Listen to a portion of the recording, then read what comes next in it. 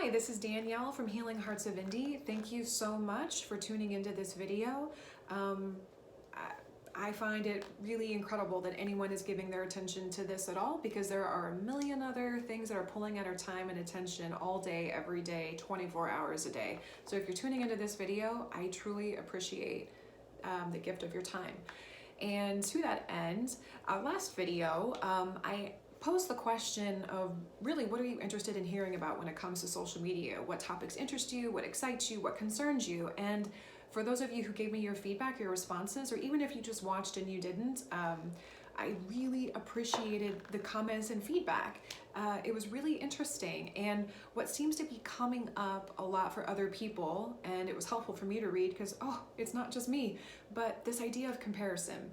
It's, typically when we're on our phones and we're scrolling, it's the end of the workday, or sometimes even first thing in the morning when we wake up and we're feeling kind of like slugs. Like, we still have the eye goop in the morning and our hair's all matted and tattered, and we just kind of feel like we're not really washed and scrubbed and shiny for the day.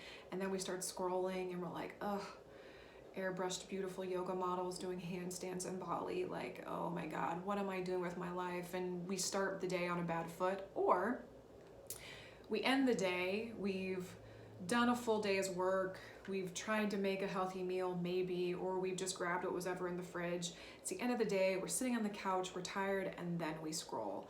And that's kind of a vulnerable position to be in. And it's easy to, when we're not feeling our best and when we compare ourselves to others, to start to feel really small. And that can lead to some unhealthy triggers and unhealthy habits. But before I get into some things that we can do to kind of work through that, I just wanted to share something that I thought was really funny. This is my senior yearbook. And there I am. There's me. Mustard yellow turtleneck. Somehow my hair looks red. deeply profound philosophical quote that I wanted to leave the world in my 18 years of wisdom. Truthfully, I have no idea really what it meant or what I meant when I wrote it. I just knew it sounded deep. And what I remember about this girl, this 18-year-old version of me, is that she just felt like she didn't belong. She just wanted to be taken seriously. Like, she just wanted to be taken seriously. Take me serious, world. Here I am with my quote and my turtleneck. And when I think about, how I felt at that time, it's funny how, like, this yearbook isn't Facebook, this yearbook isn't Instagram, but it still served a similar purpose in terms of when it came to comparison, because I had photo evidence and proof how I measured up based on my other classmates. There were classmates who did other activities that I tried out for and didn't get in. I tried out to be a cheerleader multiple times, and I just either couldn't get the jumps or the flips or the kicks. I couldn't get something right, and it didn't matter how enthusiastic I was. That just wasn't me, and it sucked. Oh my gosh, it sucked.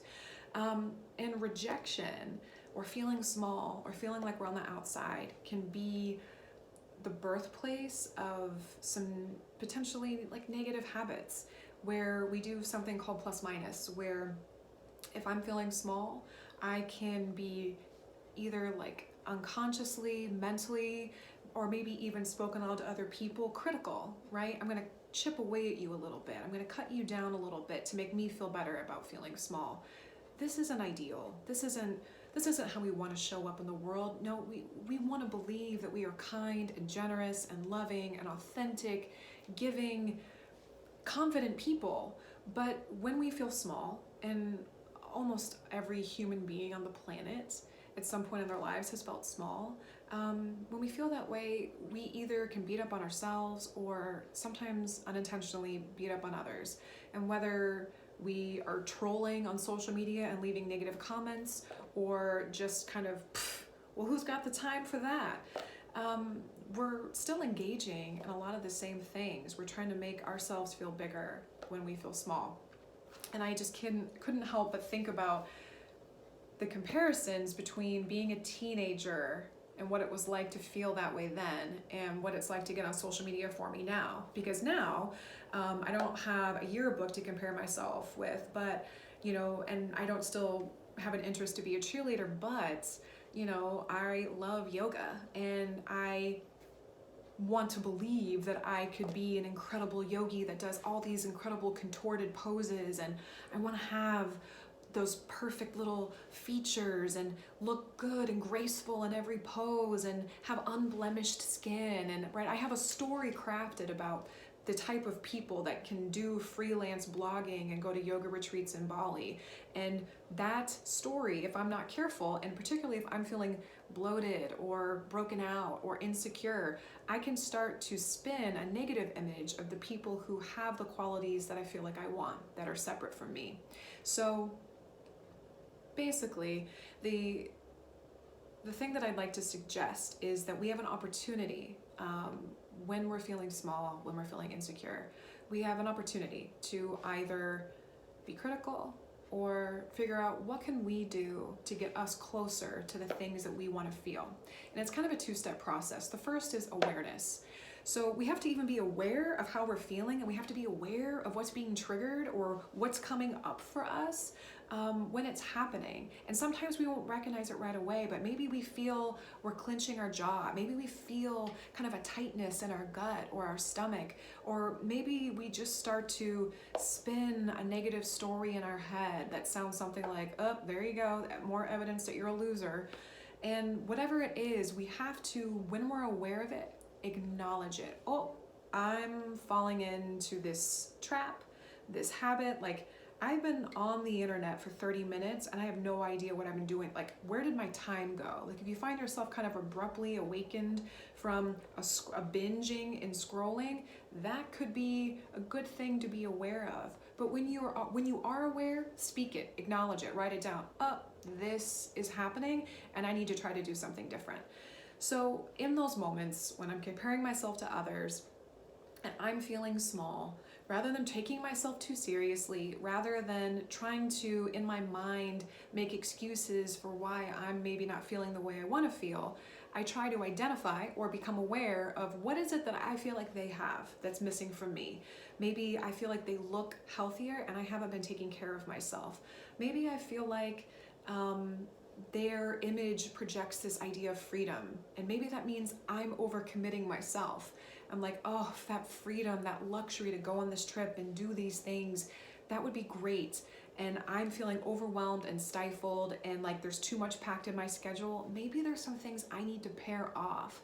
But basically the recipe that I try to use to work through some of these tough moments is, rather than judge the people who have an aspect or a quality or a trait that I would like to have, okay, what is it about this that I find attractive, and how can I get closer to that in my own life? Because the truth is, washboard abs don't happen by accident. Success, rarely can anyone say they truly accidentally stumbled into success. There's a lot of little steps that lead before that.